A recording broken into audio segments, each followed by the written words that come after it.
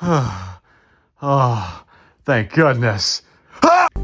Hello everyone, welcome back to the channel. It is finally, once again time to review a new custom plush of mine.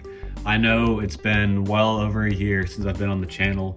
It's been a while without custom plush reviews, but I'm finally back to show off one of my latest projects here, Jax from the amazing Digital Circus. Now obviously I've been doing new stuff for my plushies, new techniques, new technology for them. And with Jax here, I want to show off one of my latest improvements, embroidery. I've been doing embroidery for all of my new plushies. I've been doing all the details with embroidery and thread, especially with the buttons here, all of his face, and even the little stitch lines on his gloves. So let's get into reviewing him, showing off the embroidery. First off with the face. So the nice thing about embroidery is that you can actually choose the color of the outline that you want for each of the shapes here. So it's not just you can do the mouth, you can also do an outline for that, which the teeth right here, I had a little bit of trouble debating what color outline I would do for the teeth. Because I know there's an official plush of Jax, and here's just a little side comparison between the two. And on the official plush, Jax uses black for the outline on his teeth. Now for my plush, I wanted to do something where the teeth were noticeable with the outline up close, but from a distance it would be kind of harder to separate them. Because obviously Jax has very small teeth outline. So what I wanted to do here was kind of make it just a little bit subtle from a distance, but noticeable up close. So I chose this kind of orangish yellow for the outline here. That way it outlines each of the teeth, but it's not noticeable from a distance. And that carries over to the eyes here. It helps exaggerate the outside of the eyes, but for his irises, I chose black because obviously it kind of indents his irises. I also had a bit of trouble choosing what face he would use because obviously Jax has a lot of face poses, especially with his eyes. He does so much with his eyes. They can either be tiny or huge. And I chose this face in particular just because I kind of like it. I feel like it depicts Jax's character well, especially with the large rectangular eyes. I know the official plush has two eyes kind of looking to the side, but with this one, I wanted them to be centered to just kind of give that nice Jax stare at you, you know? And as for the ears, they're flat-ish, and I say flat because they're made of two different fabric pieces, but I've actually stuffed the ears. That way, when you bend them, you can also bend them kind of to the side to kind of get any shape you want for the ears. They do have wiring in them, that way you can bend them. That's most of the face for now. Also, on the side of the face, you can see it's kind of flatter, and I feel like that works well for Jax's head, as it kind of fits his overall head shape.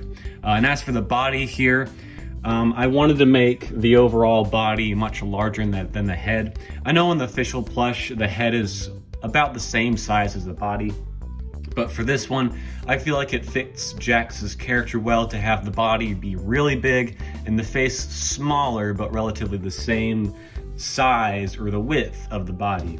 It kind of exaggerates how thin his legs and arms are while keeping the overall plush aesthetic true to a plushie, you know? So for the body, I chose this kind of desaturated red for the overalls.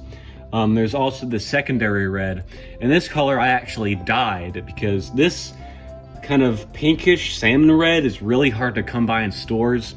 So I chose a kind of like a salmon pink and dyed that red to kind of get the secondary red color.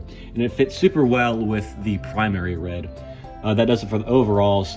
The little straps right here, problem I do have is that they kind of tend to fall down onto his shoulders, but you can squeeze them up to his neck, and that works pretty well.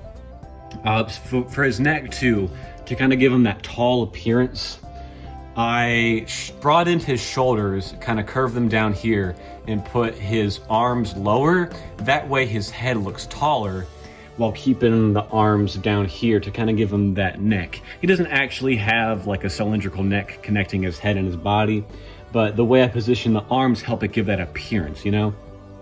For the arms themselves, they're pretty thin, and at the ends I have the glove cuffs right here, and they're actually angled. They're not just like a straight piece of fabric for the glove cuff. they're actually angled to kind of give it that poofy appearance, you know? And like I said, there's the thread for the glove strings right here. He's also got in fingers separated by thread right there. Glove looks pretty nice. And as for the legs are much like the arms, but they actually broaden out as they go down. So you can see it's much thinner up here than it is down here. It helps make the feet bigger and like make the legs stay true to the actual design of Jax in the show. Another thing with the legs is that they are angled so that when you can actually sit Jax down, and if you try hard enough, you can kind of get him to stand up. It's a little hard to do it, but the way that the legs are angled, you can do both of that at the same time. And how I did that is that up here where the leg meets the body, I removed stuffing from this part. That way the leg can bend down and up pretty easily. Now, problem with this red fabric right here is that it's pretty thick. So whenever you do bend the leg, you get this kind of like fabric overlap. I'm not a big fan of that, but it does help you sit him down pretty well. And as for the feet themselves, obviously I separated the toes with the thread. And they're also not flat feet. I actually broadened them out with some fabric right there. I think the whole pattern on this guy looks super nice, and I love how he turned out. And also, he has a tail on the back of him. I debated putting the tail on, or no, I actually thought of doing a magnetic tail, because obviously in the show, he either doesn't have a tail or he has a tail, and I wanted to do both of that, but obviously I don't have magnets, so I just put the tail on. I felt like it fit him very well. And overall, that's all I can review now for Jax. I think he looks super nice. I love how my plushies have improved over the years. And Jax here is definitely a demonstration of that. I love this guy. I think he looks super nice. I do kind of prefer him over the official plush. The official one is a bit aesthetic in that it makes the head the same size as the body. It's very stylistic, and I feel like people can choose to like that one over this one, but I feel like this one is a bit more accurate to the show version of Jax himself. I think it looks pretty nice and pretty plush-like too. And overall, that's all I can review for Jax plush right now.